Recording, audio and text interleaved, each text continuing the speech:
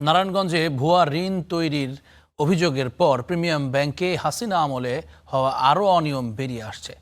নতুন পরিচালনা পর্ষদ সাবেক চেয়ারম্যান ও আওয়ামী লীগ নেতা HBM ইকবাল পরিবারের হাজার হাজার কোটি টাকার অনিয়ম খুঁজে পেয়েছে।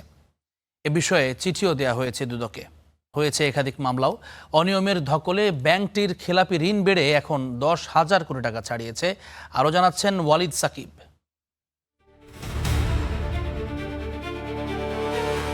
দ্বিতীয় প্রজন্মের বেসরকারি খাতের প্রিমিয়ার ব্যাংক ঘিরে হাসিনা আমলে হওয়া নানা অনিয়মের অভিযোগ বেরিয়ে আসছে।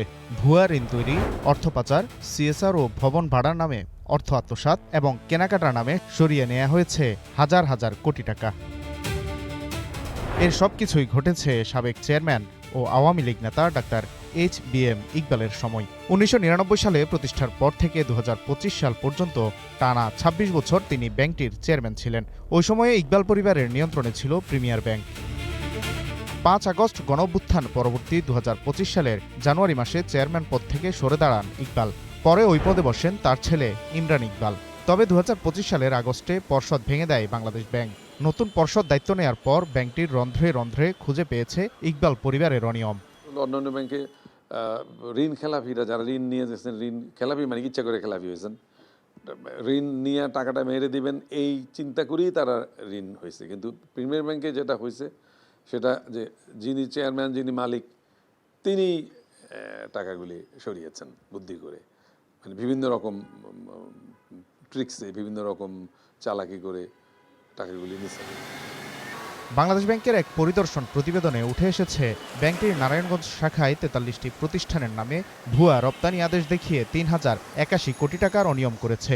এছাড়া রাজধানীর বনানীতে নিজের মালিকানাধীন ইকবাল সেন্টার প্রিমিয়ার ব্যাংকের কাছে ভাড়া দিয়ে 600 কোটি টাকার বেশি আত্মসাতের অভিযোগে মামলাও হয়েছে।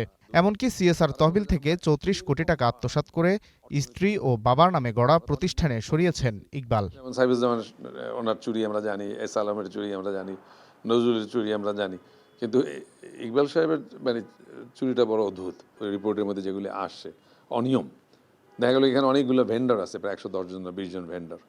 ওই ভেন্ডরদের সঙ্গে যে ডিলগুলি হইতো, ডিলে ধরেন একটা বিল হইলো 2 কোটি টাকা, উনি ওই সেইটাকে 20 কোটি টাকা বানায় 18 কোটি নিয়ে যেতেন, ওই 2 কোটি ওদেরকে দিতেন।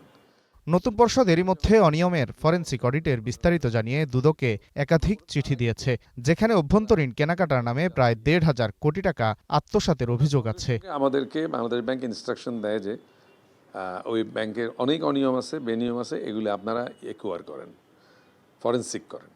আমরা 5টা ফার্মকে ফরেনসিক করার জন্য, আমরা 6টা ফার্মকে আমরা ফরেনসিক করার জন্য আমরা টেন্ডার দিয়ে, ভালো কারা দেশি বিদেশি, তো আমরা বিদেশির মধ্যে আর্নেস্ট ইয়ং আর বাকি 5টা দেশি, এই আমরা 6টা ফার্মকে আমরা এই দুর্নীতি বা অনিয়ম তদন্ত করার জন্য তাদেরকে রিপোর্ট দিতে বলি। তো এনারা রিপোর্ট বার করার পরে আমরা হতবাক যে আপনি যা বললেন এই সব জবাবগুলি আমরা পেয়ে গেলাম, যে প্রত্যেকটা রিপোর্টই অসম্ভব রকমের অনিয়ম, চুরি এবং মানে অদ্ভুত রকম সব ঘটনা ধরা পড়লো আর কি। এত সব অনিয়মের ধকল সইতে না পেরে ব্যাংকটির খেলাপি ঋণের হার বাড়ছে হু হু করে। আগে সেগুলো লুকিয়ে রাখলেও এখন তা বেরিয়ে আসছে। 2021 সালে যেখানে মোট ঋণের মাত্র 2.5% ছিল খেলাপি, 2025 সালে তা বেড়ে হয়েছে 31% বা 10,389 কোটি টাকা। Walid Sakib, Star News, Dhaka.